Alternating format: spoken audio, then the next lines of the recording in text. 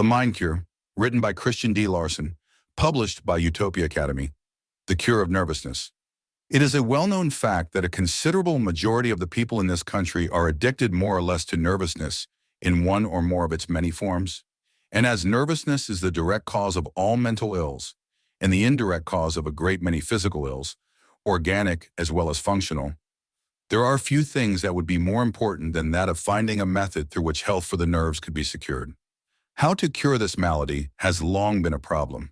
Medicine as a rule avails but little, and the various forms of other therapeutic systems reach but a limited number.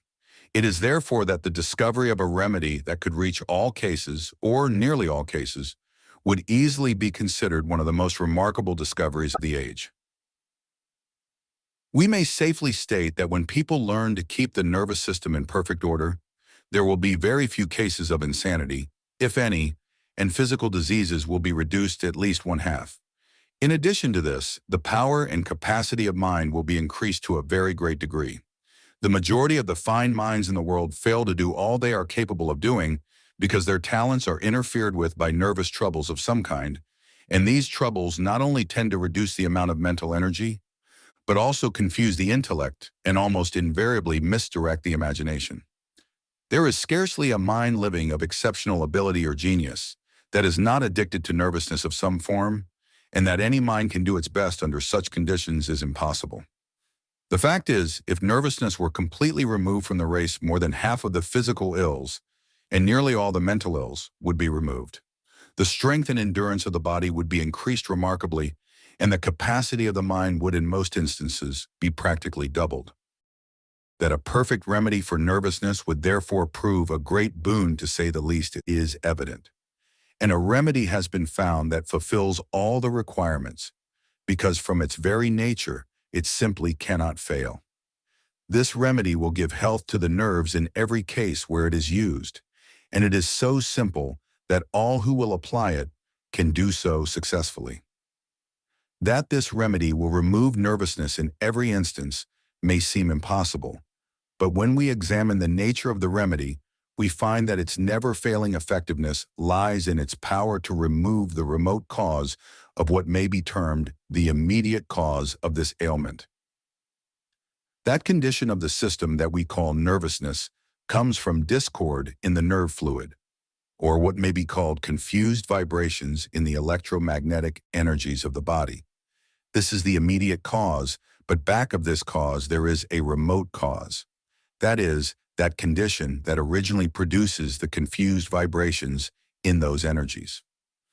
The nerve fluid we speak of may be termed human electricity, as its nature and actions correspond exactly with electrical currents, though of course it is much finer in quality than ordinary electricity. The human brain may accordingly be termed a dynamo, because those fine currents are generated there, and the nerves may be termed the wires that carry this fluid or electricity to every part of the body. The functions of this nerve fluid are many.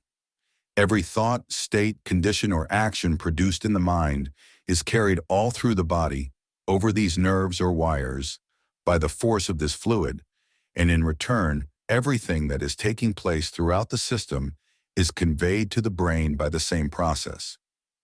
The nervous system is therefore a human telegraph system through which the mind is constantly kept informed concerning the events of its own world and constantly giving directions with regard to what is to be done in every part of its world. And we can readily understand how false news or information can be transmitted and how urgent news can be delayed in its passage should these finer electrical currents be disturbed. When a person is suffering from nervousness, he is frequently deluded concerning the conditions of his system, the reason being that he is getting false news because the telegraph system is not in perfect order. In like manner, such a person may fail to get the exact facts concerning his conditions.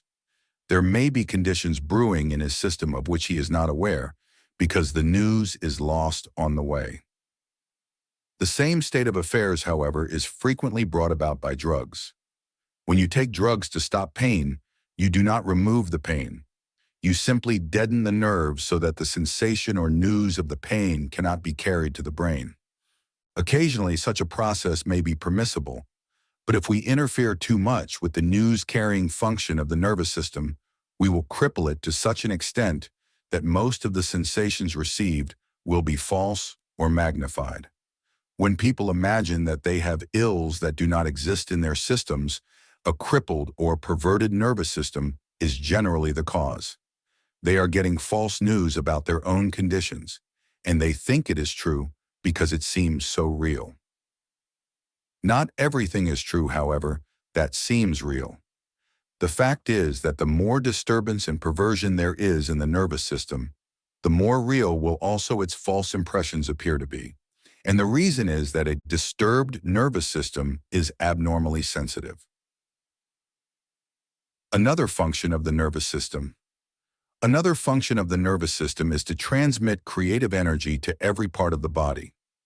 Every cell in the system is constructed or repaired by creative energy, and this energy is conveyed by the nerve that enters the locality of that cell.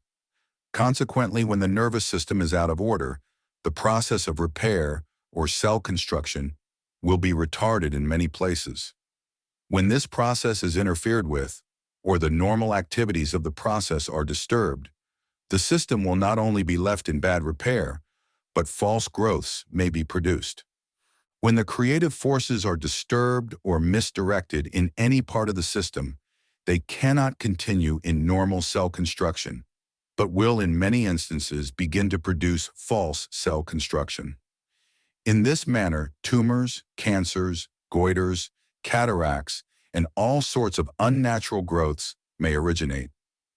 And in this connection, we should remember that practically all abnormal growths in the human system can be traced back to nervous conditions of some form. Perfect health for the nerves, therefore, if maintained all through life, would absolutely prevent all such unnatural growths in the human system. When the creative energies of the system continue in their normal activities, no unnatural growth can possibly be formed. And to keep those energies in their normal state of action, the nervous system must be in order. That is, every nerve must be in good health. To go into details and outline fully the various effects that follow, the actions of the nerve fluid would lead us into every phase of physiological psychology, and volumes would be required. It is not our purpose, however, to present a full treatise on this vast subject in this connection, but simply to present in the briefest manner possible the practical application of an effective remedy for the nerves. The various effects of the nerve fluid in all its functions will be right when the cause is right, and the cause is right when the vibrations of the electricity of the body are normal. To produce and maintain such normal vibrations must therefore be our purpose. It has been stated that confusion among the vibrations of the nerve forces is the immediate cause of nervousness, and also that this force is generated in the brain. Therefore, to find the cause of this confusion, we must go to the brain, or rather, to the mind. When we analyze the mind, we find that every mental attitude produces a corresponding action in the brain and modifies to a degree the forces that are generated in the brain.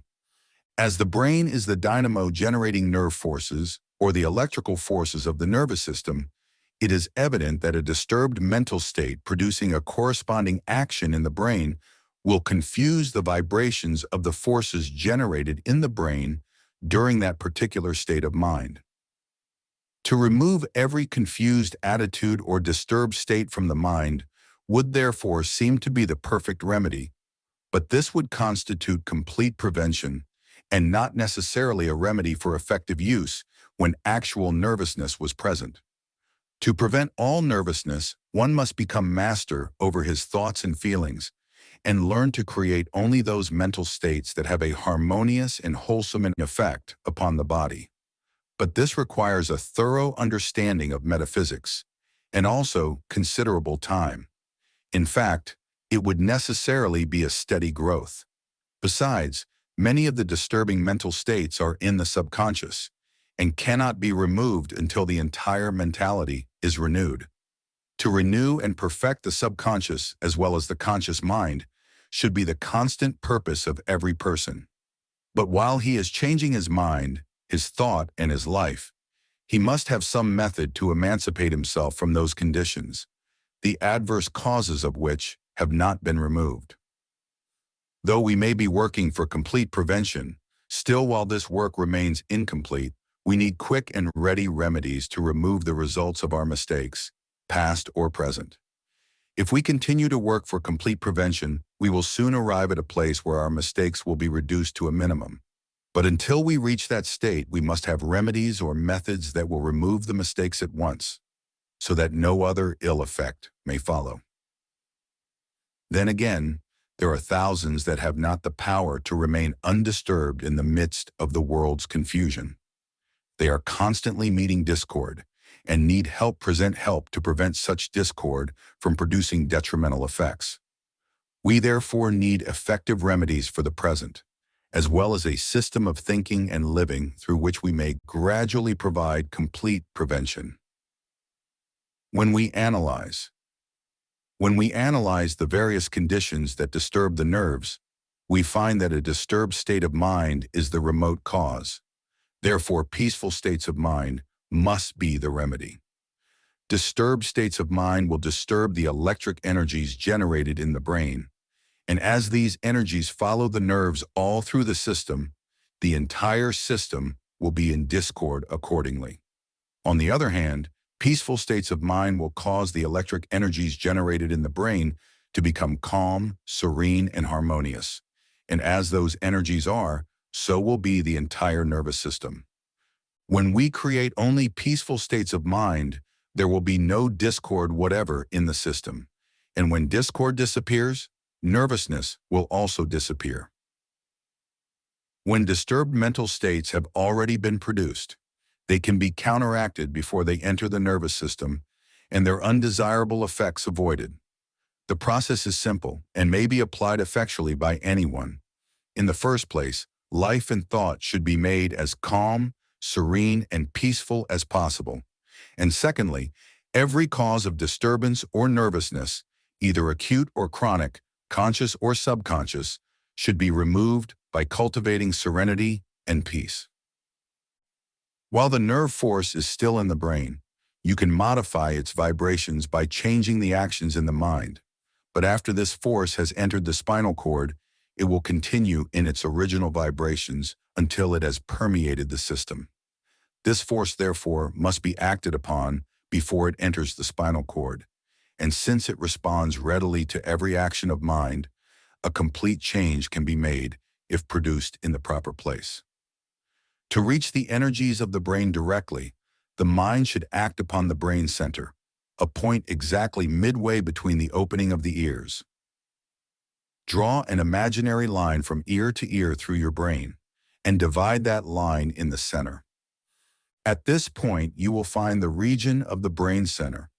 In the region of the brain center, the energy or nerve force that has been generated in the brain is transferred to the spinal cord, from whence it goes to every part of the system. To change the vibrations of this force, therefore, before it enters the spinal cord, the mind must act upon the brain center and must produce through that action the very condition that is desired in the nervous system as a whole.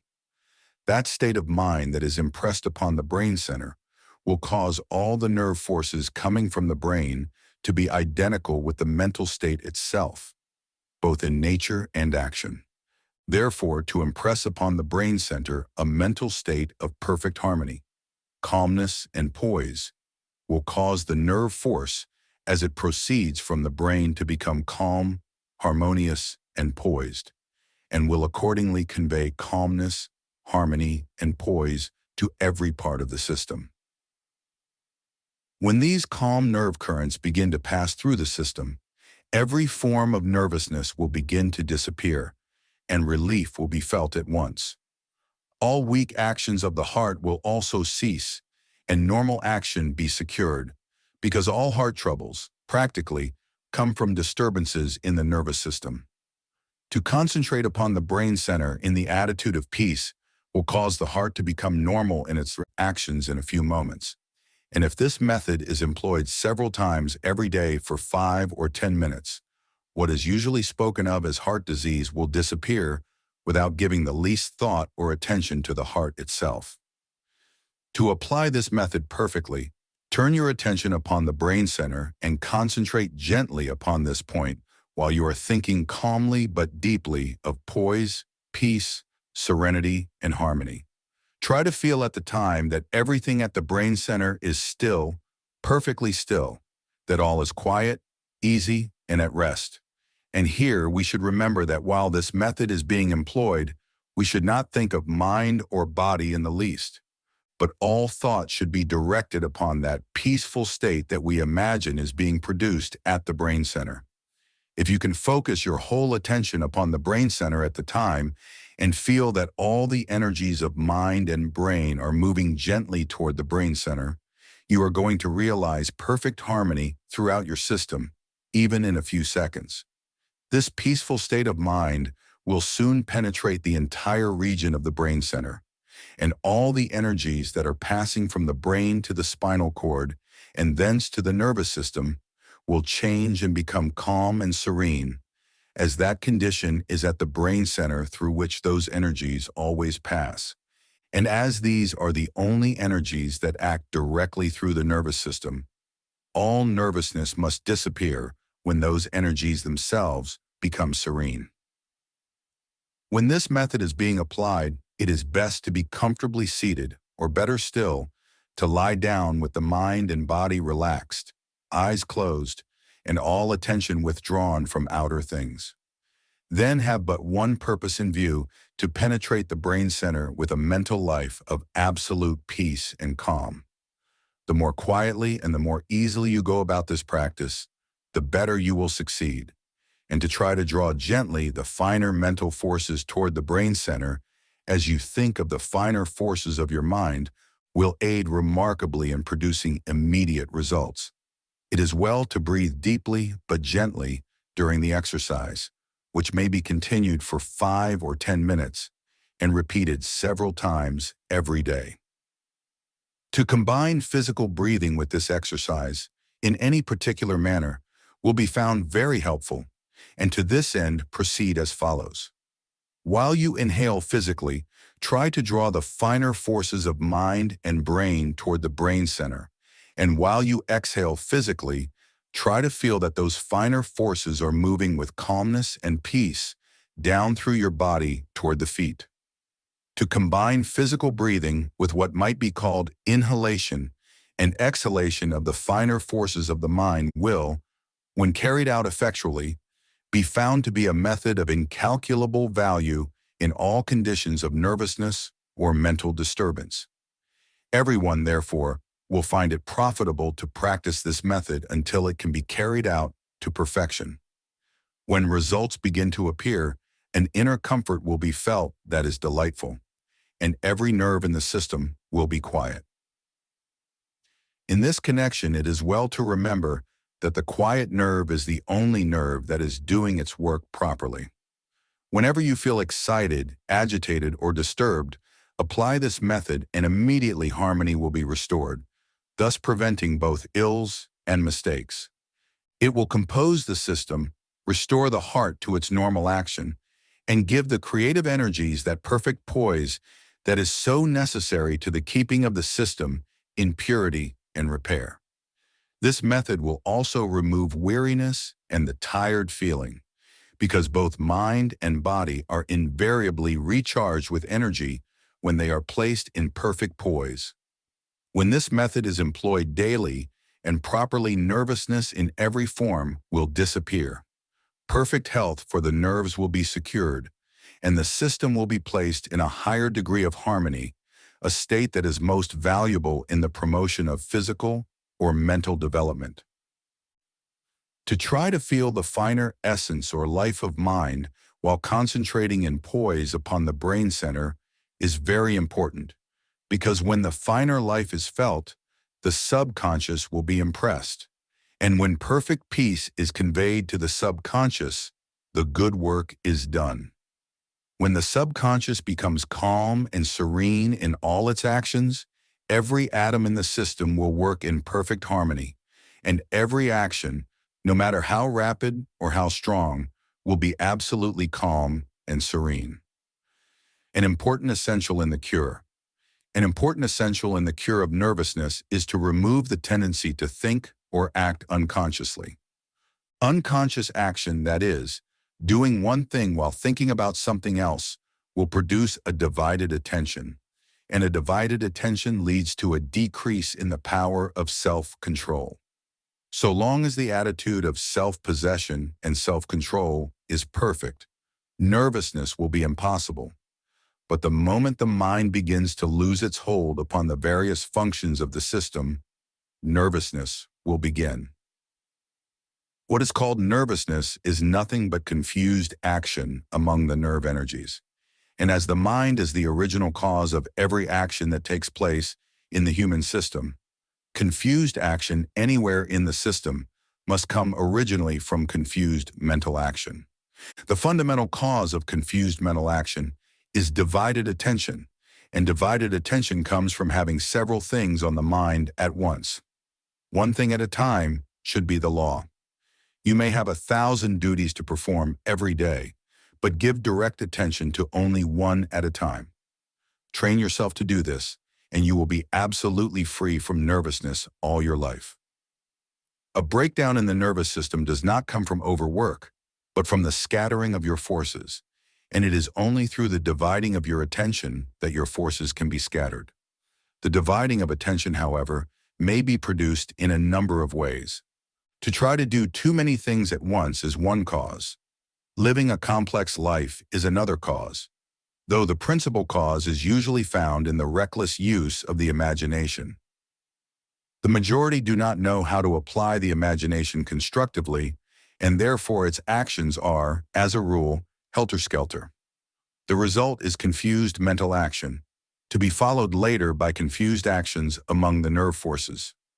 The same is true in all forms of life and thought where imagination is carried off, so to speak, into all sorts of abnormal states through excitement or various forms of mental intoxication. Mental confusion is the result, and when the forces of the mind are going helter-skelter. The forces of the nerves will do the same because the nervous system is directly connected with the brain in general, as with every individual action that takes place in the brain. When the energy of the system runs low, every function of body or mind, including the imagination, is crippled to a degree in its effort to continue normal actions. The result is abnormal or confused action, which may be followed by sickness of some kind or by a nervous breakdown. But the original cause of a lack of energy in the system is not always physical. Physical dissipation, burning the candle at both ends, will reduce the energy of the body, and there is also such a thing as mental dissipation, some of the chief elements of which are anger, worry, excitement, mental depression, despondency, discouragement, reckless thinking on a reckless imagination. Energy may therefore be wasted, both physically and mentally, but every action of waste comes originally from the mind, because the body can do nothing unless the mind originates the action. To remove the cause of nervousness, there are two factors to be considered. First, the vital energy of the system must be kept full and strong at all times. When vitality is insufficient, normal action becomes impossible. To cease normal action is to begin abnormal action. Abnormal action leads to confused action, and confused action leads to nervousness. Second, mental disorder in all its forms must be removed completely, and this is accomplished by removing the habit of dividing attention. In brief, to remove the cause of nervousness, train yourself to give your whole attention now to whatever you may be thinking of or doing now, and so think and live that your system will be brimful of energy at all times. When you are constantly full of vital energy and are constantly using your energy in the actions of harmony, poise, and self-possession, you will never be nervous. Abundance of power in all your actions and perfect poise in all your actions, these are the two secrets. To secure abundance of power. To secure abundance of power, You need not generate more than you are generating now. All that is necessary is to prevent what you are generating from being wasted. In brief, learn to use all your present energy so that all waste may be avoided completely. The power that is wasted is lost, but the power that is used produces increase. The power we use today will reappear in the system tomorrow, because everything that is properly used is like a seed sown in rich soil. It will reproduce itself, and will not only reappear with the original amount, but with more. The first essential in the proper use of the power we possess is to have some definite purpose in view for every thought and action, and to give that purpose our undivided attention. When we think, we should think with a purpose, and should think of only one thing at a time. In that way, all the power of our thought is put to work, and none of it is wasted. In this connection, it is well to remember and to repeat again that weariness comes from the waste of power, never from power that is put to work. Power that is put to work reproduces itself. Therefore, no loss of power can follow, and it is only when power is lost that weariness can be felt in the system. When you work, do not think of the next step or try to plan for the next step while the work of the first is being finished. Take special moments for laying new plans. In this way, you will not only work out the best plans, but you will avoid dividing your attention or confusing your mind.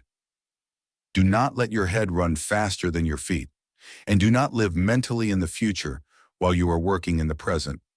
Where the body lives, the mind should live also, and the energies of both should work together in building up the life of the present moment. When you read, do not try to read the second paragraph before you are through with the first, and do not skim over an article with the view of getting the substance out of it in 1/10 of the time it takes to read it. The habit of skimming over things is one of the worst mental habits in the world and should be eliminated completely. We may think we gain time by skimming over things, but we lose energy and power as well as mental brilliancy, and in the end, it is all loss and no gain. In your living, avoid the same mistake. Do not try to get all there is in life by hurrying through life. The majority, however, are addicted to this habit, but it leads directly to nervousness and is the direct cause of more than 90% of the nervous breakdowns that are produced. In the meantime, this same habit brings much destruction, depression, and unhappiness. Learn to live in the present. Plan for the future during special moments selected for that purpose, but refuse absolutely to live in the future. Refuse to do in your mind today what you expect to do in the reality tomorrow. Thousands have this habit. In consequence, their minds are nearly always confused, while they scatter their forces continually. If you are going to take a journey tomorrow, make your plans today, but do not take that journey a score of times in your mind today. Or if you are going to undertake something special tomorrow, get good and ready today, but do not mentally pass through the details of that work today. Get ready the bricks for the building of tomorrow, but do not lay the bricks in your mind today. Never do with your mind today what you are to do with your hands tomorrow. Do not live over in your mind in the present the experiences you passed through in the past, or the experience you expect to pass through in the future. Such a practice will scatter your forces and divide your attention. The result will be confused mental action, to be followed by confused nervous action.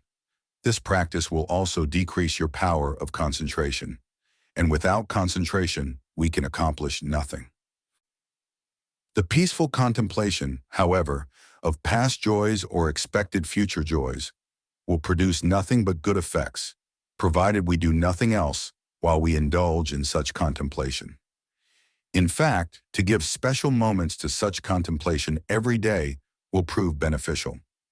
It matters not what we may be thinking about during our spare moments, whether it be the past, the present, or the future.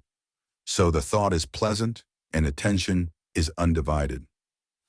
To prevent completely or permanently cure nervousness, therefore, We should always bear these two things in mind, to avoid divided attention and to avoid the energy of the system running low.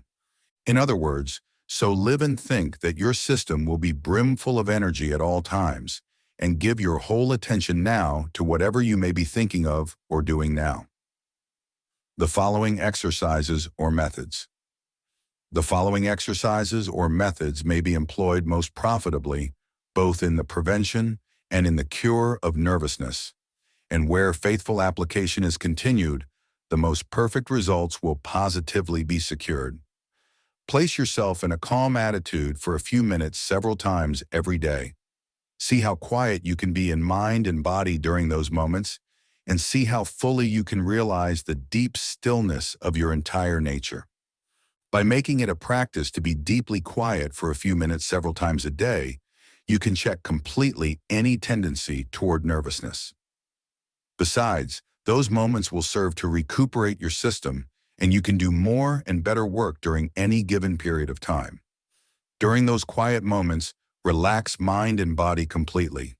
Let go of every muscle and every thought. Just be still, and think only of how delightful it feels to be perfectly still. Aim to increase and deepen your consciousness of harmony.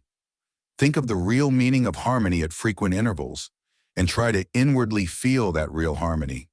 In other words, make it a practice to turn your attention upon the idea of harmony itself, with a view of getting your system into the very life or soul of perfect harmony. You will soon begin to feel more harmonious, because we always tend to develop in ourselves every state or condition to which we give constant thought and attention. Mentally, see yourself calm. Whenever you think of yourself as being calm, masterful, and self-possessed. Every mental picture that you may form of yourself should appear in the attitude of calmness. And whenever you think of yourself as being in any position in which you expect to be placed, picture yourself as being calm and poised while in that position. You thus produce a tendency toward calmness, and you are daily becoming more and more serene and self-possessed until you place yourself in that masterful attitude that is both deeply peaceful and immensely strong. Whenever you feel deeply, proceed at once to feel peaceful. You thus impress peace, harmony, and calmness upon the subconscious mind. And the more you impress peace upon the subconscious, the more peaceful you will feel throughout your interior nature. The undercurrents of your life will become harmonious and serene in their actions. You will feel peaceful and calm on the inside, in the depths of your real life and thought. And it is the man who feels calm and serene in the depths of his interior nature who also feels the greater power of his interior nature. Such a man is strong and masterful. Such a man has real willpower. Such a man has full possession of himself, all that is in himself. And he has not only gained the power to be well, but the power to do things worthwhile. Always remember the great law. The deeper your consciousness of peace, the greater your possession of power. Refuse to be sensitive. Never say that you are sensitive. Never think that you are sensitive. When you are on the verge of feeling hurt, say to yourself that you can stand anything and resolve to make good in that respect. Refuse to be offended at anything. Refuse to stoop to the petty position of being insulted, and refuse to accept any form of indignity that may be intended for you. Have too much respect for your nervous system to feel badly about anything that may be said or done, and have too much good sense to waste energy brooding over troubles when you know that that same energy, if put to good use, could put all your troubles to flight. Never dwell mentally on anything that is unpleasant. To do so is to rob your nervous system of its very life. To brood over misfortune, trouble, or loss is to steal energy and life from the nerves and organs of your body for no other purpose than to keep alive the ugly and distressing memories that those misfortunes have impressed upon your mind. When you do this, you are simply starving your nervous system in order that you may perpetuate the existence of mental monsters. The result will be nervousness, then nervous breakdowns, and in many instances the loss of mind or life. But all of this can easily be prevented. Refuse absolutely to remember the unpleasantness of the past or dwell on the dark side of anything that may exist in the present. Turn your attention at once to the richer and greater possibilities that every experience may contain, and enter positively into the very spirit of those possibilities. You will soon realize that your gain is greater than your loss, and that you have the power in the coming days to multiply this gain any number of times. Never think of nerves. Never say that you are nervous, and never give conscious thought to any condition that may exist anywhere in your system. When you feel that something is wrong, proceed to make it right, and the less you think of the wrong or the organ in which the wrong may exist, the better. Think of your entire body as being wholesome all the way through, and live constantly in the life, the health, and the strength of that thought. When you wish to change physical conditions, do not act mentally upon the physical body, and do not concentrate attention upon physical organs. The course to pursue is to produce the desired cause in the subconscious mind, and the desired effect will shortly appear in the physical personality. Do not permit for a moment any form of the high-strung attitude of mind. If you are addicted to this habit or tendency, cultivate relaxed calmness by frequently letting your whole system go into the feeling of deep calmness. To accomplish this, try to picture the inner world of deep calmness in which you live and move and have your being. Then simply let yourself go into the serene life and deeper soul calmness of this world. Also, employ the special method given in the first part of this lesson whenever your nerves are on the verge of being strung up. That method will invariably produce relaxation and, besides, is quieting, soothing, and recuperative to an exceptional degree. Cultivate poise, wholesome mental states, and be deeply joyous at all times. But let your joy be of that nature that tends to produce a peaceful contentment. Avoid joyous attitudes that tend to excite the nerves, or that may produce an overwrought condition of mind. It is the deep, calm happiness, the happiness that becomes deeper and sweeter, as well as more peaceful, the longer it is enjoyed, that we should seek under every circumstance. This form of happiness cure should be taken every hour. Then be at peace with all things, take plenty of sleep, and live in faith that all things are working together for greater and greater good. Good health for the mind. To secure and maintain perfect health and wholeness of mind, these important facts should be carefully considered. 1. In the prevention and cure of ailments that are almost wholly mental in their nature, there are two tendencies in particular that must be avoided, and these are the tendency to deplete the energies of the mind through the wrong use of mental action, and the tendency to intensify, under certain strained circumstances, the actions of those energies. 2. When the life and the energy of the mind is weakened to a point where there is not enough power to carry on normal thinking, the mind ceases to a degree to function according to its true nature. Consciousness becomes so dull that no experience is correctly interpreted, and those mental conceptions that are formed at the time are mostly illusions. It requires energy to think and know, just the same as it requires energy to walk or move physically.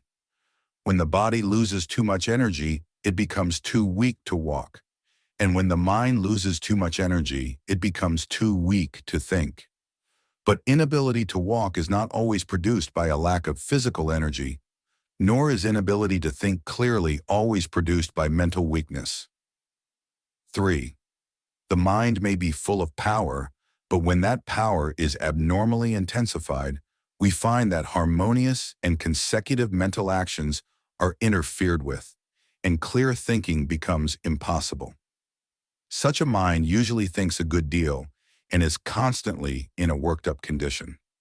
But the thinking will be disconnected, and false beliefs and ideas and even hallucinations of every description may result. 4. A close study of those ills that are mental in their nature proves clearly that when overworked conditions and worked-up conditions are avoided, the mind will never become abnormal, unbalanced, or disturbed. Overworked conditions, however, do not come solely from too much mental exertion, but may also come from worry, depression, grief, fear, anxiety, and the like. These states of mind deplete the mental forces by using up energy in destructive thinking, while ordinary mental work consumes energy in performing what may be useful. Occasionally, a person may work the mind so hard that too much energy is consumed, and we may have, in such cases, mental troubles coming directly from overwork.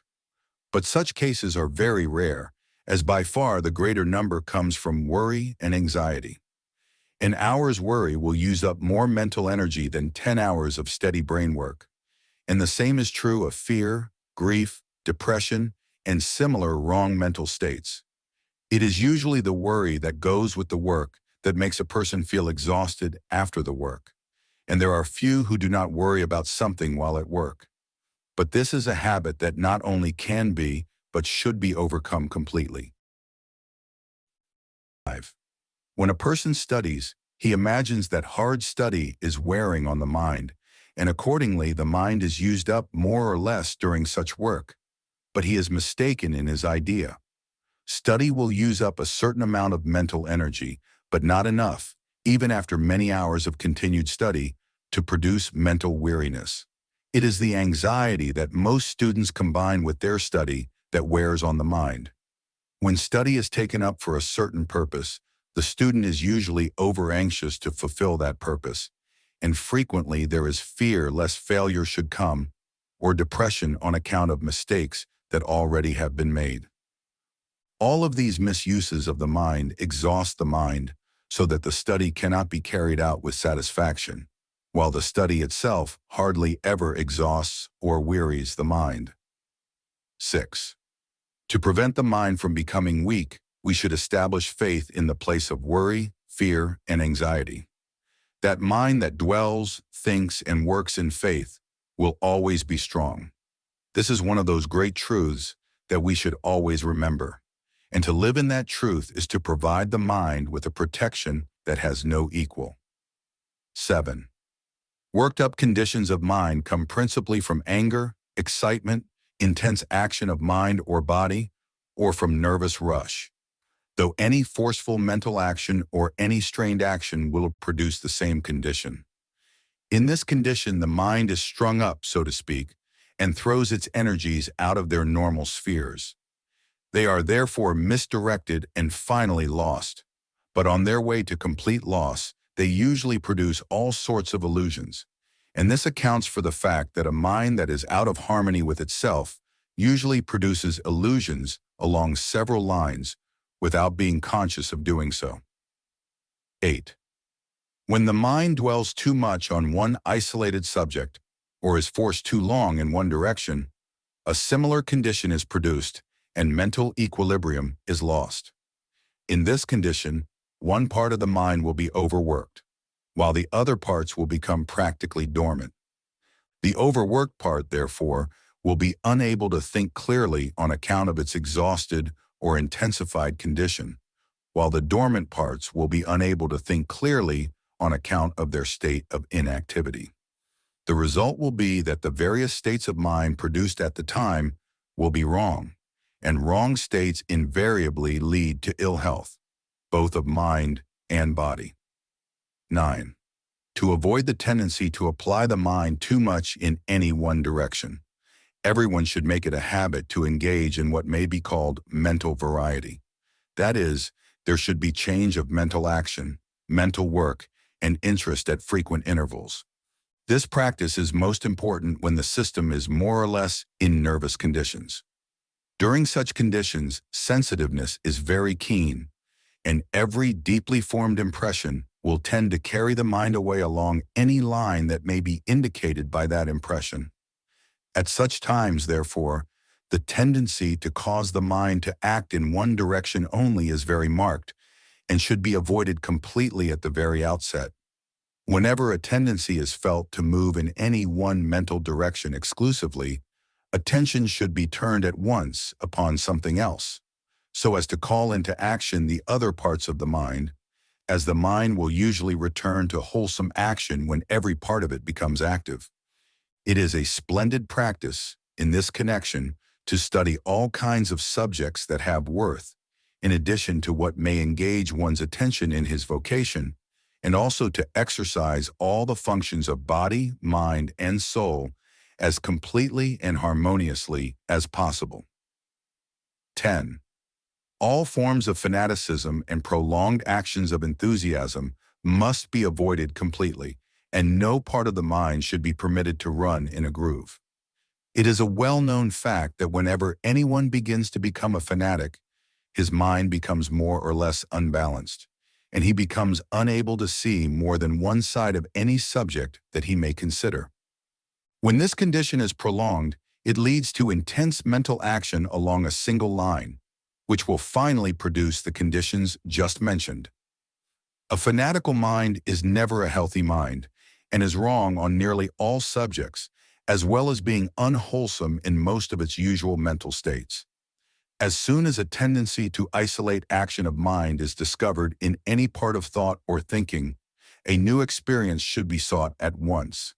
And when we find ourselves completely absorbed in certain places, persons, or things, we should immediately proceed to look for superior qualities in other things. 11. To prevent worked up or overwrought conditions of mind, it is necessary to cultivate perfect poise. All, therefore, who have a tendency to use the mind in such ways should proceed at once to acquire poise. In a few minutes, or even in much less time, the normal action of mind and body will be restored perfectly, and a great deal of energy will be added both to physical and mental action. 12. The mind must never permit itself to go down into any of the depressed states of feeling, as such a tendency invariably leads to mental ill health. To overcome this tendency, a sunny disposition should be cultivated, and the habit of fixing attention on the larger, the better, the superior, and the ideal in all things should be made a permanent factor in all lines of thinking. The fact that cheerfulness and ascending attitudes of mind add a great deal of power both to mind and body is important, and it is well to remember in this connection that a cheerful, optimistic, ascending state of mind can be made so strong that no experience we may encounter can possibly make us depressed or discouraged. In connection with this phase of the study, we shall find it profitable to refer to what was stated on mental tendencies in a previous lesson. 13. The importance of avoiding the downward tendency of the mind will be realized when we understand that all depressing conditions invariably take the mind down nearer to that point where clear thinking becomes impossible, and conversely, that all ascending or elevating attitudes of mind invariably cause the mind to act in those higher and clearer realms of thinking where all thinking functions, so to speak, in a world of mental light. In other words, the higher the mind ascends in conscious action, the more light it will receive on any thought, and the clearer will all thinking become accordingly. 14. To eliminate adverse conditions of the mind, the first essential is to become mentally quiet, and the second essential is to provide more life and energy for the entire nervous system. To make the mind quiet, the special method given for nervousness in the preceding lessons should be employed, and to provide more life and energy for the mind and nervous system, the various energies of the mind should be redirected so that they may proceed along new lines. When the energies of the mind proceed along new lines, they will call into action other parts of the mind, and consequently bring forth the dormant mental power. The full power of the mind will thereby be restored in a short time, and perfect health and wholeness of mind will invariably follow. The cure of despondency. The fields and the gardens in the without require sunshine before they can bring forth their richness and beauty, and it is the same with the gardens of the wonderful within. Recent discoveries in psychology have revealed the fact that no mental talent or faculty can grow to any satisfaction unless the mind realizes an abundance of brightness and joy. There must be sunshine in the mind if the mind is to develop, and so long as this mental sunshine is continuous, development will be continuous, provided the mental soil is made rich through rich thought and well cultivated by being and doing. Rich thought, however, is not out of the reach of the average mind, neither is the effort to be and to do lacking among the majority. But the art of living continuously in a world of mental sunshine, that is something that is lacking almost everywhere. But it is a lack that must be supplied before we can become and achieve as we should. To be happy is profitable. This is one of the new thoughts of the new age, and it will prove a great thought to all who receive it in the right frame of mind. To cultivate cheerfulness is just as necessary as to cultivate ability and skill. So, therefore, the prevention or cure of despondency is just as important as the prevention or cure of any physical disease.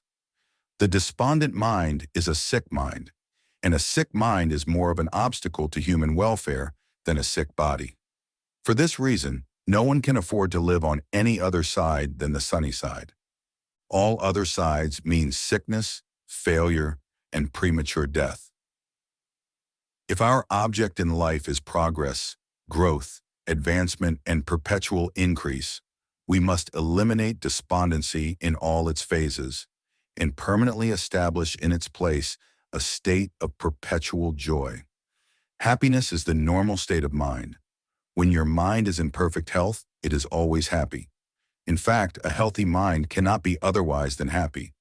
Therefore, when you are not happy, your mind is sick and needs attention. And it needs attention first, because a sick mind may produce both moral and physical disease. And second, because a sick mind cannot do its work properly. Thousands of cases of intemperance and crime can be traced to sick or disappointed minds, and tens of thousands of failures had their beginnings in the same way. To overcome despondency, therefore, in all phases of unhappiness is a matter of the greatest importance. When we study the subject closely, we find that there are two kinds of despondency, each one having its own causes and requiring its own special remedies. The first of these will require but little attention, as it can hardly be called a mental ailment, being rather a symptom of disordered thoughts and wrong viewpoints. It usually rises from unpleasant experience, such as disappointments from failure or defeat, and is therefore easily removed by training the mind to count everything joy and by resolving to go in to win, no matter what present conditions may indicate.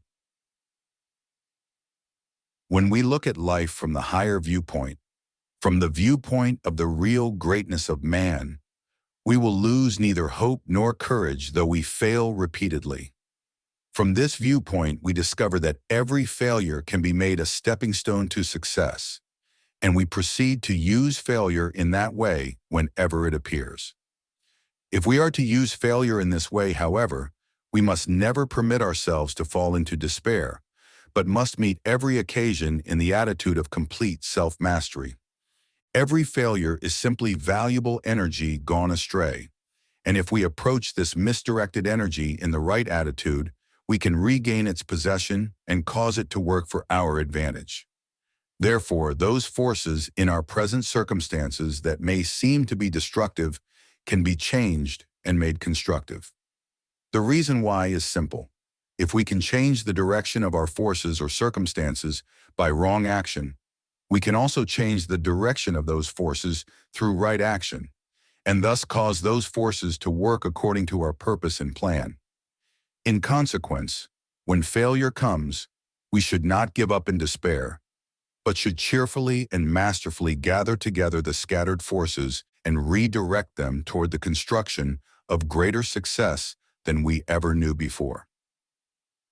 The man who knows that his possibilities are unlimited will never give up to defeat, and therefore will never become despondent. He knows that he will win sooner or later if he continues as he has begun, And he also knows that every great difficulty that he overcomes invariably means added power to the victor. Such a mind can never be disappointed, even though he should lose and fail in many places. He knows that he has destiny in his own hands and must inevitably attain whatever he has in view. When we understand metaphysical laws, we know that we cannot afford to become disappointed at any time, no matter how wrong things may seem to go. For the fact is that if we continue to be cheerful, hopeful, and full of faith, we are in that attitude through which we can apply our powers and talents successfully in causing all things to go right. In consequence, the despondency that comes from failure or defeat can easily be overcome or prevented by looking at life from the higher point of view. When we know our own possibilities and are constantly learning more thoroughly how to master and control our fate, we shall never mind a few reverses. They are but temporary, and under the hand of the mind that knows, will soon give way to order, advancement, and greater achievement.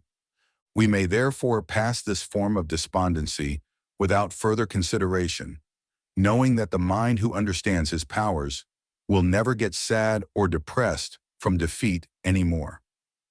The second form of despondency. The second form of despondency is actually a mental disease and must be dealt with as such.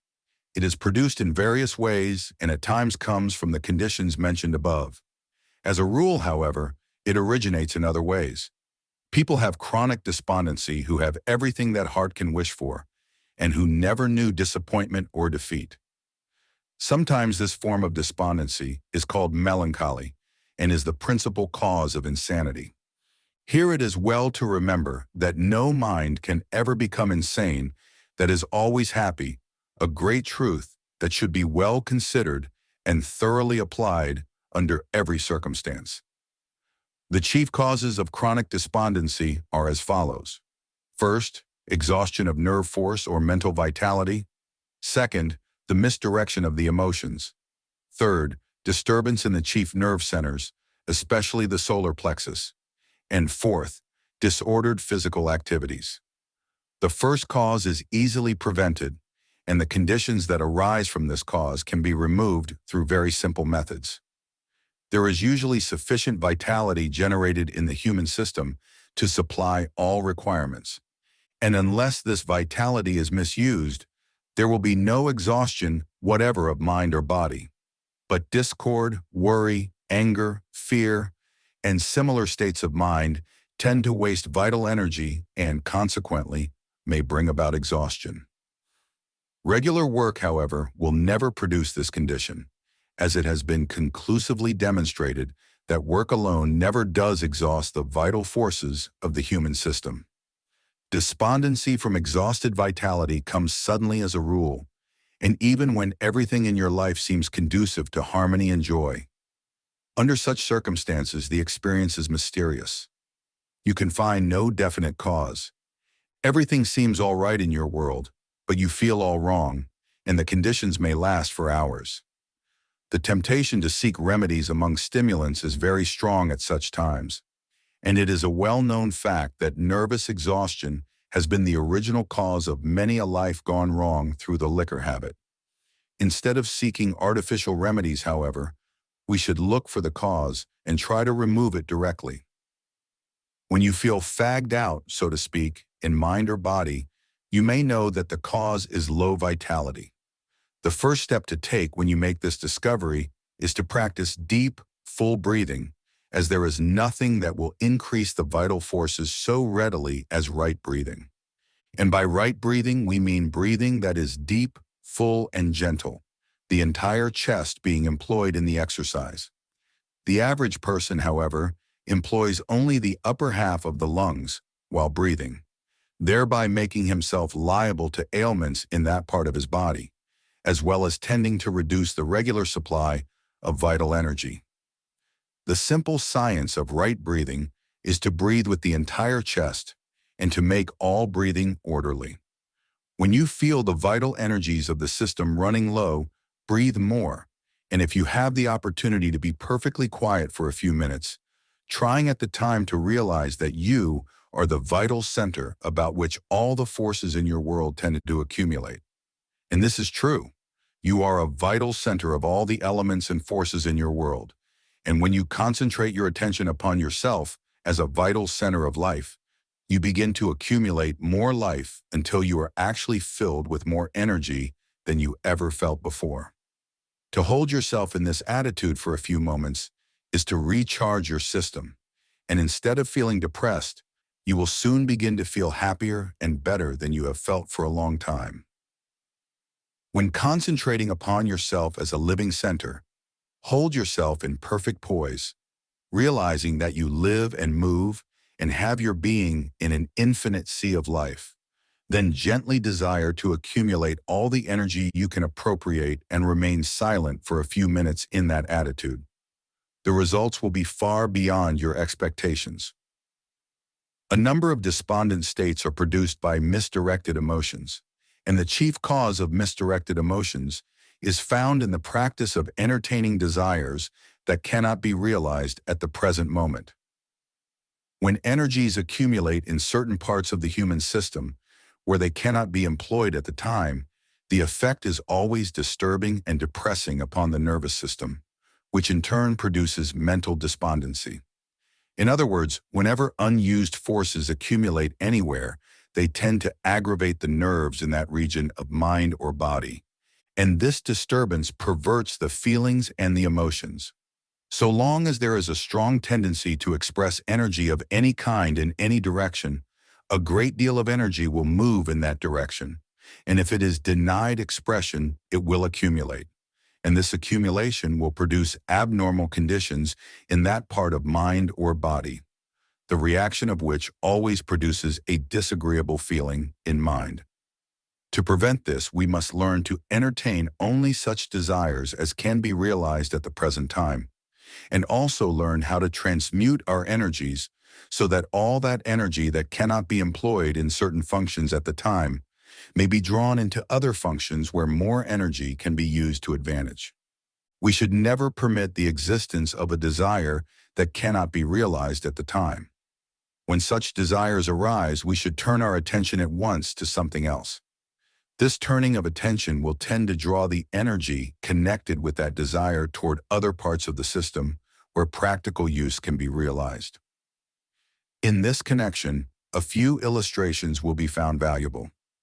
If you cannot honestly satisfy your desire for elegant clothes, change that desire and desire a beautiful soul instead. If you cannot afford to satisfy your desire for rich food, train yourself to desire rich thoughts instead. If you cannot at present satisfy your desire for physical progeny, turn your attention upon the mind and create great talent instead. Any number of similar illustrations can be given to bring out the idea intended, and all who will apply this idea will find it an easy matter to prevent all this physical and mental disturbance that may arise in the system when our energies are not permitted to express themselves along the original channels. In gaining more perfect control over the energies of our system, so that we can apply them whenever we may like, we should proceed in the realization of the fact that all energy, whether physical or mental, can be drawn into any organ, any function, or any faculty where we may need extra energy at the time. And as that realization becomes strong and vivid, we shall find that a mere desire to cause our energy to accumulate in any particular part of mind or body where present action is taking place will cause all the surplus energy of the system to flow directly toward that place without delay. Another cause of misdirected emotion. Another cause of misdirected emotion is found in uncontrolled feelings. When we permit our feelings of joy to become what may be called hysterical ecstasy, or permit our enthusiasm to take us off from our feet, we are preparing the way for a great fall of the mind. Despondency will follow. Every feeling and every joy must be held in poise, and enthusiasm has its greatest power when perfectly controlled. That form of enthusiasm that runs away from people invariably produces abnormal states of mind, and this is one thing we must do our best to avoid. Whenever a certain emotional state through lack of control goes so far in a certain direction that it usurps the whole attention of mind, more energy will accumulate in that place than can be used. This accumulation will depress the mind because it becomes a burden, while those other parts of mentality that have been depleted will experience a feeling of emptiness. And here you find the reason why you feel as if you had neither force, ability, nor ambition whenever you feel depressed. When we are never overjoyed nor overenthused, when we never permit the existence of desires that can never be satisfied, and when we never permit any feeling to go beyond our control, we shall prevent entirely all depression that may arise from the misuse of emotions. But should despondency come from any source whatever, we can remedy the matter in a few minutes by concentrating attention upon the brain center as outlined in the remedy for nervousness in a previous lesson, proceeding at the time to practice deep and full breathing. Through these methods, we shall restore the equilibrium in the nervous system and at the same time increase the vital energy all through the system. When we come to consider those forms of despondency that arise from a disturbed solar plexus, we are face to face with a problem that sometimes appears to be mysterious. The reason being that the solar plexus is considered by many to be the connecting link between the physical and the metaphysical sides of the human system. Those who accept this idea naturally believe that a great deal of extra energy would be liberated if the solar plexus were made more active, but this is not true. The fact is that the less conscious attention we give to the solar plexus, the better. Disturbances that arise in the solar plexus invariably come from imperfect digestion, and when the solar plexus is disturbed, it tends invariably to disturb all our feelings, both physical and mental. We find, therefore, that despondency coming in this way has its original cause in an imperfect digestion.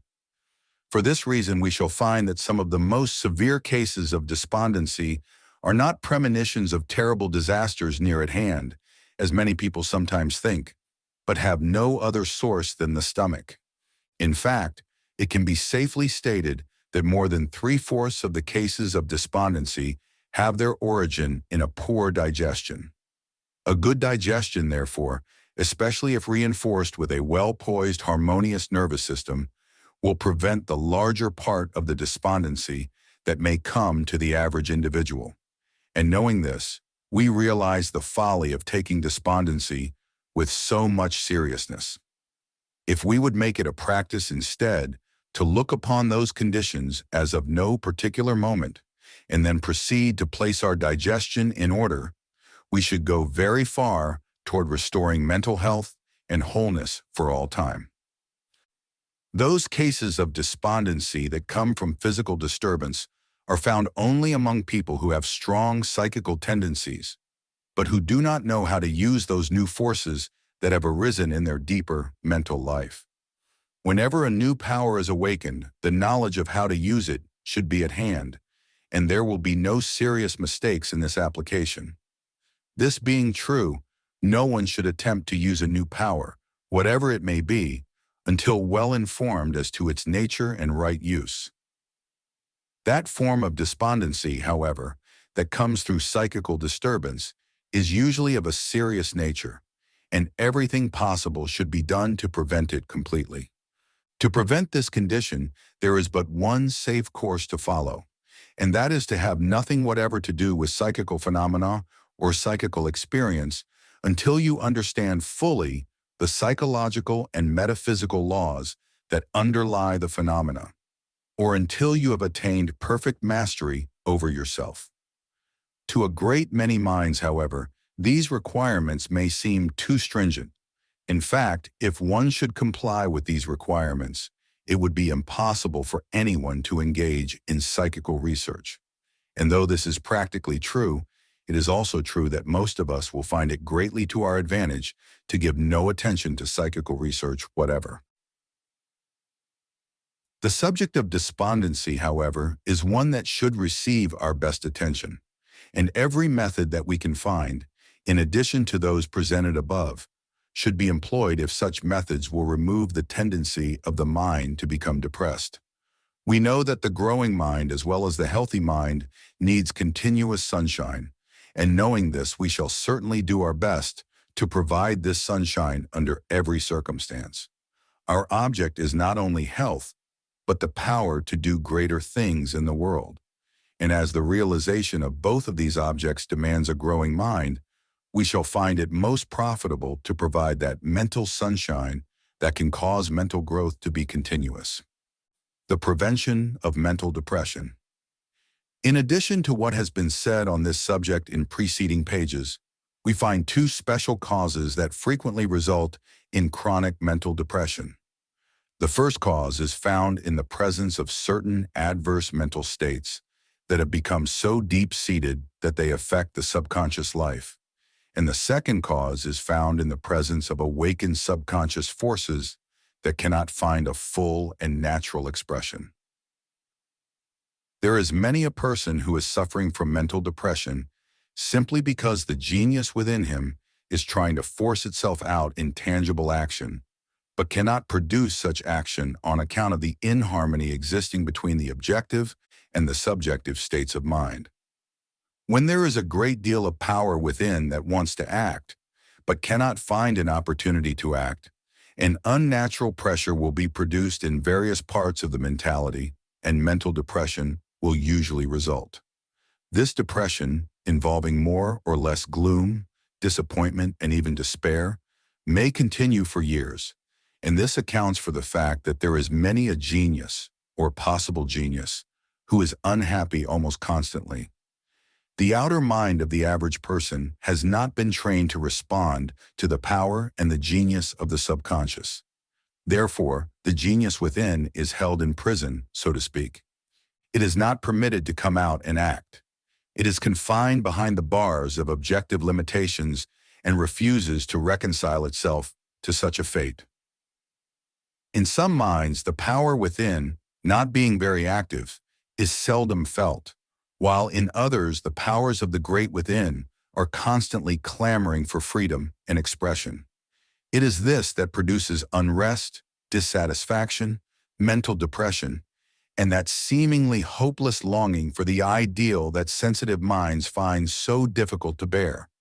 When the objective mind is placed in such a complete harmony with the subconscious that the power of the within can come forth and do what it wants to do, we have the peace that passes understanding, the harmony that touches the very ecstasy of the soul, and the joy that cannot be measured. At such moments, the individual is in the now, all that he can be in the now, and his life is complete. But such moments come rarely to the average person. The reason being that his outer mind is not in a condition to give expression to the life and the power that is being awakened in the great within. The average person is not trained to give expression to the genius from within. It is simply trained to remember what others have said and to imitate what others have done. In the meantime, the genius within is held in prison, and in trying to gain freedom produces much confusion, much depression, many mistakes, and many moments of mental despair. A great deal of the unhappiness that comes to most ambitious people originates in these very conditions. The mental household is divided against itself. The inner mind wants to produce the greatness and the joy of the full individual life, while the outer mind wants to live a superficial life and do only what the senses in their limitations may desire to do. The objective mind, however, was not created to act at variance with the subconscious. It is generations of unscientific training that has given the outer mind this tendency, but there can be neither real peace nor real greatness in the mind of man until this tendency is removed. The two minds must work together in harmony and for the same purpose. The objective mind should daily impress the subconscious with its highest thoughts, aims, desires, and should respond perfectly when the subconscious brings forth the power with which those aims and desires may be fulfilled. The objective mind should constantly expect more and more power from the subconscious, and should constantly hold itself in that calm, well-poised, receptive attitude which is so necessary to the full expression of the greater power from within. To cultivate this attitude is to place the two minds in harmony, and as the objective mind is daily directing the subconscious to produce more life, greater intelligence, and greater power, this harmony will enable the subconscious to come forth and do what it has been directed to do. The majority of those who suffer from mental depression, discontent, chronic despondency, or an inclination to live on the dark side of life will find complete emancipation from those conditions when the greater power within them has been given full freedom to act. To place the conscious and the subconscious in harmony is to give the entire power within an opportunity to express itself, and relief will come at once. In addition, the entire personality will be recharged with new life. The body will become more vigorous and the mind more brilliant. When chronic mental depression comes from adverse mental states, the remedy is to train the objective mind in exact scientific thinking. That is, the mind should live on the sunny side, the constructive side, the growing side, and every thought should be formed in the exact likeness of the highest ideals that can be created. When we concentrate our attention upon our ideals and deeply feel at all times that we are moving toward those ideals, we will proceed to rise out of depression, darkness, and discontent into the world of light, freedom, peace, and joy. There is an upper region in the mind of man where happiness is perpetual. To enter this upper region, the first essential is to place the two minds in harmony, and the second essential is to keep the eye single upon the heights of all that is true, all that is perfect, all that is lofty, all that is beautiful, and all that is sublime. How to remove fear. So long as there is a tendency to fear, it is not possible for any mind to do its best. And as it is absolutely necessary for every mind to do its best, in order to live the life of peace, health, freedom, and attainment, we must proceed to remove fear completely. The real origin of all human ills can be traced to retarded growth, and we know that growth is retarded whenever we fail to do our best. Everything, therefore, that interferes with the being of our best must be removed. And there are many things that interfere in this manner, but the attitude of fear is one of the most pronounced. It is possible to demonstrate that fear has prevented more natural-born great minds from applying their greatness than all other adverse states of mind combined. And it is also possible to demonstrate that fear has produced more disease, trouble, and misfortune than any other cause. To remove fear, therefore, would be doing something that would be extraordinary, to say the least. There are many methods that will remove fear temporarily, but to remove it permanently, we must find its fundamental cause. This cause has been sought far and wide, and has been found in what may be termed the outer time of the present moment. Reduced to its last analysis, fear is simply a state of mind arising from the seeming uncertainty of the immediate future. If we knew that everything in the coming days would be exactly as we wished it to be, there would be no occasion for fear at any time. But it is in this uncertainty with which we come in mental contact nearly every day that gives origin to every form of fear. To remove fear, therefore, this state of uncertainty must be overcome, and it is good news to know that this is possible. This feeling of uncertainty gives origin to a number of forms of fear, and one of the most pronounced is possibly the fear of death. We fear death because we feel an uncertainty with regard to the life beyond. But if we positively knew that death was simply the open door to a larger and more wonderful world than this, the thought of death could never produce fear in the least. Another phase is that of calamity.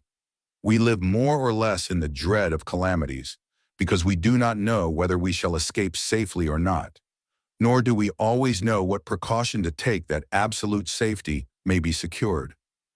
We fear poverty because things in this world seem so uncertain. Our friends everywhere meet unexpected misfortune, and we imagine that the same fate is quite likely to come to us. If we could master our circumstances, we should think differently about this particular phase.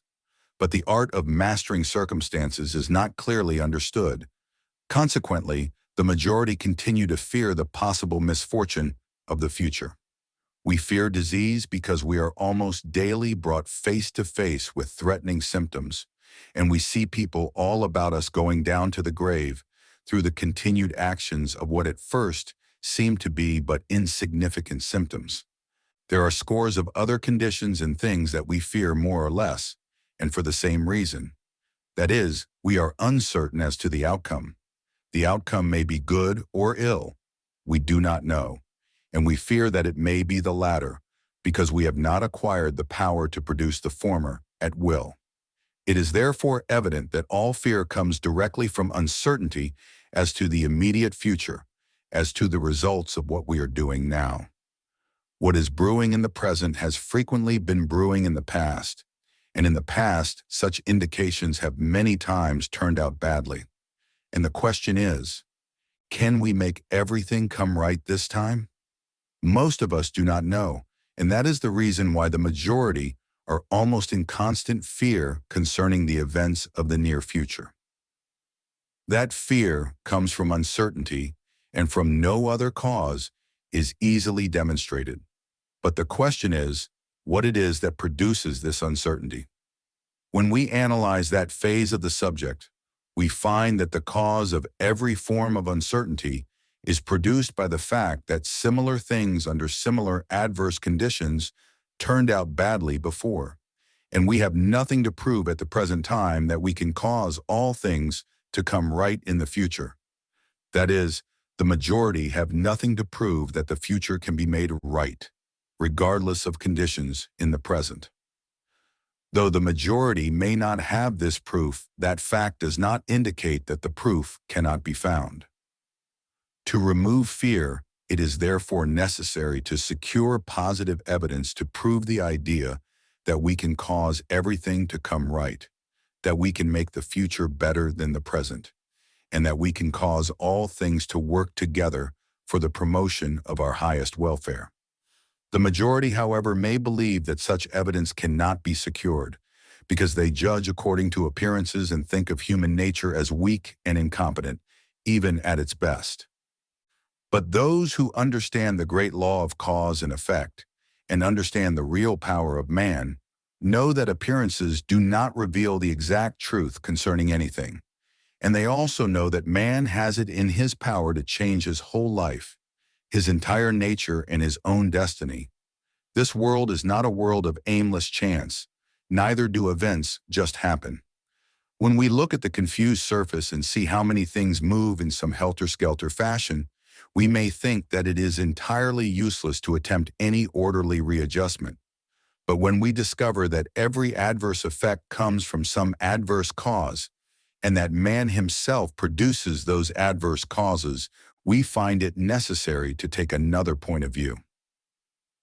The confused surface of the world is produced by the confused and misdirected actions of the human race, just as an upset household is produced by disorder among its members. The inside of every house is the exact likeness of those who have charge of it. An orderly person will have everything in harmony, and neatness will prevail even though the house itself be ordinary, and everything in it be ordinary and inexpensive. But the newest and finest house, and the costliest furniture, can give the appearance of utter depravity if placed in charge of a disorderly mind. The same law rules everywhere among the smallest things and the largest things in the world. The world itself and its many parts are like the people that are in charge. The good things in the world come from good causes. The other things come from adverse causes, and all causes come from man. Man, however, can produce any cause he likes. Therefore, the future is in his own hands. To change the condition of the world in general, the human race in general must be changed, and this is possible. For a long period of time, the race has been told to be right and good, but we have not been told clearly how to proceed. The race is most willing to change for the better. In fact, the great majority are constantly praying for the required knowledge and truth on the great subject of human betterment. All that is necessary, therefore, is to provide this greatly desired information which is already at hand, and the world will begin to change. The world in general is the direct effect of the actions of all its people, while the world of the individual is the result of his own actions, plus those actions of the general world with which he may come in contact. But he can change his own actions and also adapt himself to the actions of the world in such a way that the very results he desires can be secured in each instance. In other words, each individual can produce in his own world what he may desire, and he can so change those things that come into his world from the world in general that they become identical in nature and action with what he himself is producing for himself. To understand the real nature and the real power of man is to know that he can determine what he himself is to produce, and that he can also determine what the world in general is to produce in his individual world. He is therefore a complete master of the situation, and this being true, the entire subject is reduced to that of pure mathematics. When we are working out a problem in mathematics, we do not dread the answer. If we know the principles, we have no fear as to the outcome. If we are good mathematicians, we know positively that the answer will be correct, and there can be no fear or dread where one positively knows. The good mathematician, however, is not free from fear in his calculations, because he is superior to others. He is superior only in this respect that he knows the principles involved. He lives in the same mathematical world as does the stumbling student. The two are not different in kind. The only difference is that the one understands the principles and the other one does not. The good mathematician gets the answer he wants. He makes the future of the problem just what he wishes it to be. He wants the outcome to be right, and understanding the principles, he gets what he wants. His simple secret is this: he knows what principles to apply in solving the problem, and he applies those principles in every problem. Accordingly, he gets the results desired. The problems we meet in everyday life can be dealt with in the same manner. They all have a mathematical basis, and if we apply the principles of life correctly, those problems can be worked out so as to produce the right results in every case. When we know that the future is the direct outcome of the present, there can be no fear concerning the future so long as we correctly apply the principles of life to everything that we may be doing in the present. Then we should remember, in addition, that the man who is living constructively every day is building for himself a future that is larger and better and more perfect than his present. He is positively convinced that the outcome of his present efforts will be good and will produce the greater, because he knows that he is daily placing in action causes that are productive of better and greater things. That such a man can have fear is simply impossible. There is no uncertainty in his mind, therefore there can be no fear in his mind. He has no fear of poverty because he is daily improving himself, daily rendering better service to the world. And it is invariably the law that the better our service, the better our recompense. There may be occasional exceptions to this rule, but these exceptions are seeming and are due to certain violations of the laws of life that we do not happen to see at the time. There are many who may be using certain principles correctly and misusing other principles. The results in those cases will therefore be uncertain, and fear may arise. But when we apply all the principles, there can be no uncertainty and no fear, because the result will be as we desire. That man who has ability and who properly relates himself to the needs of that sphere through which his ability may be fully expressed will be in constant demand, and his recompense will steadily increase. When great minds are not appreciated in their own time, they themselves are to blame, the fault being that they do not adapt their genius to the needs of their own times. Anyone, however, no matter what his ability may be, can adapt himself to the needs of his own day, and thus not only receive full appreciation from his own generation, but fully apply in the most successful manner all the ability he may possess.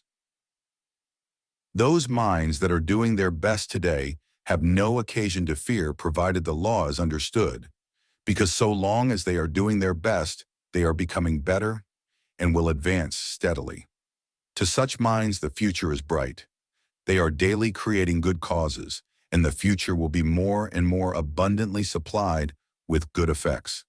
This is the law. Therefore, he who applies this law has nothing to fear.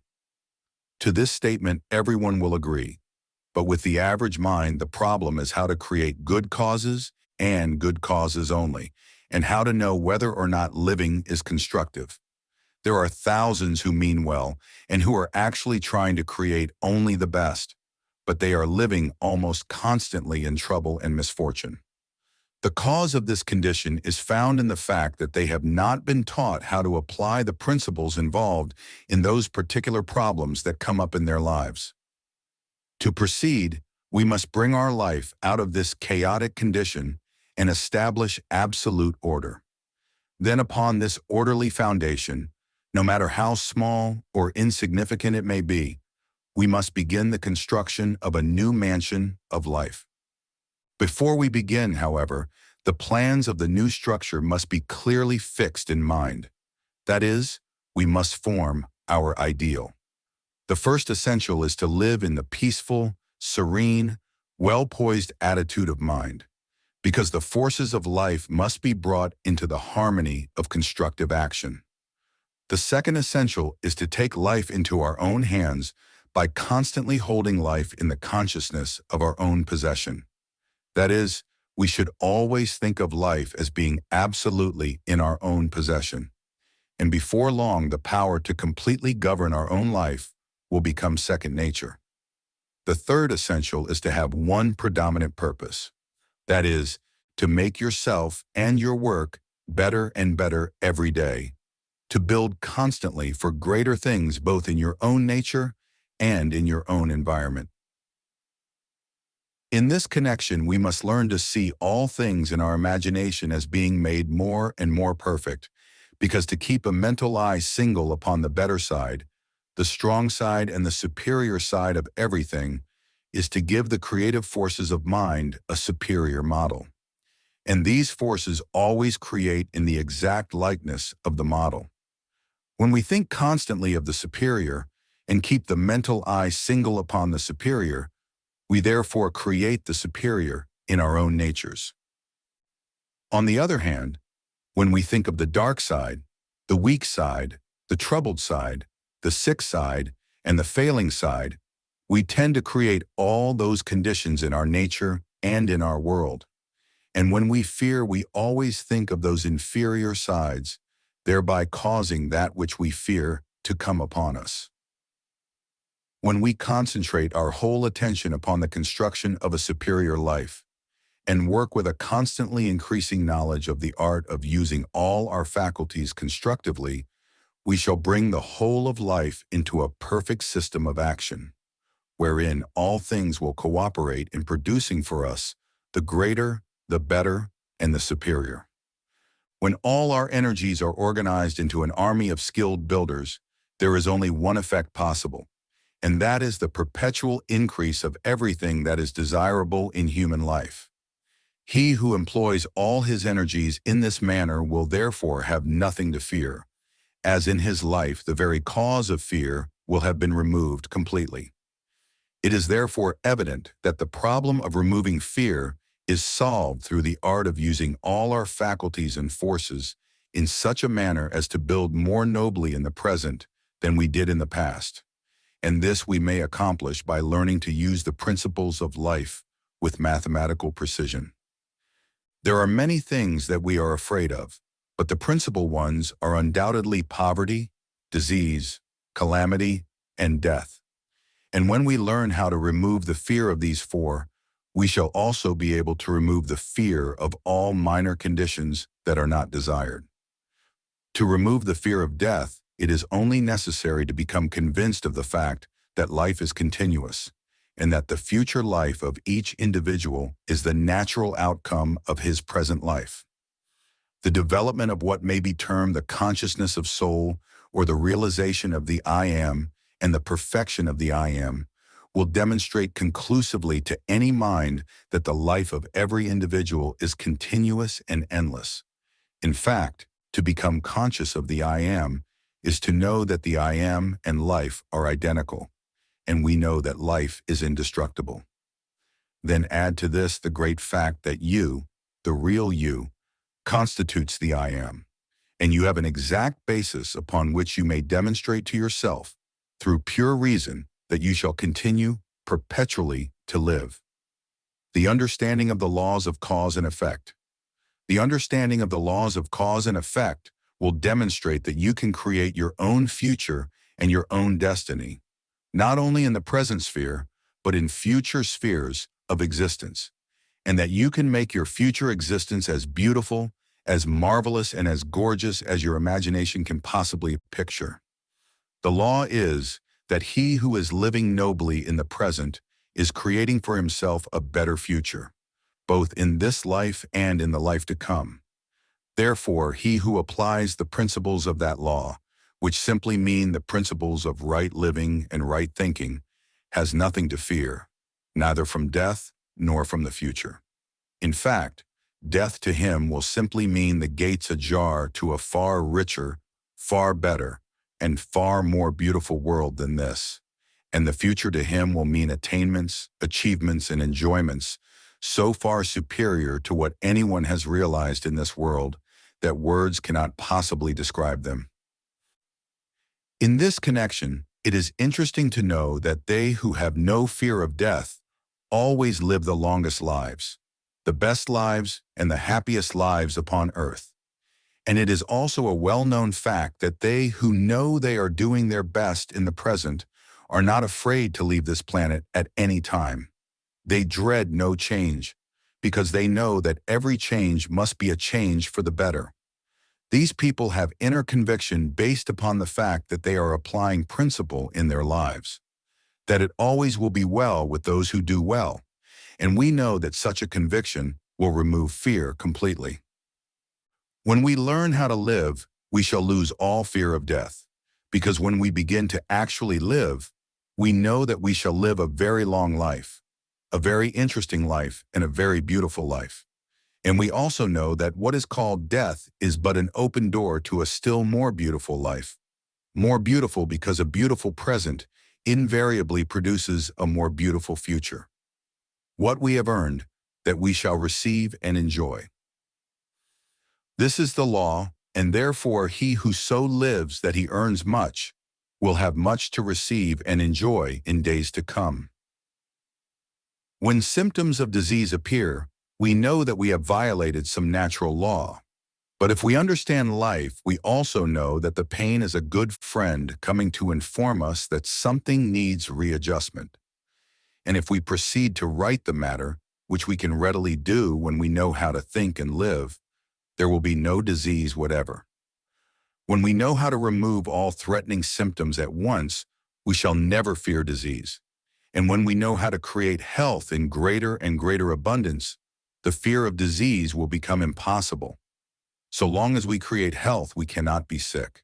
And every person who is living a constructive life, who is applying the principles of life to his own living, as the mathematician applies principles to his problems, is creating health in greater and greater abundance. The fear of poverty will disappear when we learn that ability and power can be developed more and more for an indefinite period. We know that competent men and women are in great demand everywhere, and when we know that we can become competent, sufficiently competent to fill the best places in the world, we shall live in the assurance of perpetual increase, and all fear of poverty will therefore disappear. You cannot have any fear of poverty or loss when you know that your earning power is increasing every day, and that the demand for your services in the world is increasing every day. To eliminate the fear of calamities, accidents, catastrophes, and the like, may seem impossible because it is generally believed that the individual cannot control the causes through which those things are produced. But when we look closely at the matter, we find that we meet those unpleasant events because we fail to do the right thing at the right time. When we live according to principles, we will learn more and more to do the right thing at the right time, and we shall also develop those finer senses as we grow in mind and soul, through which we can discern readily the course to pursue in each case, and thus avoid what might not prove agreeable. Then in this connection we should also remember that though we may not be able to control all the causes of calamities in the world, we can so well control ourselves that we can go out of the way of the actions of those causes. In other words, we can avoid the path that leads to calamity and take those paths that are always safe. When we apply the law of life in such a manner that we constantly create the better and the better, we shall positively meet more and more of the better.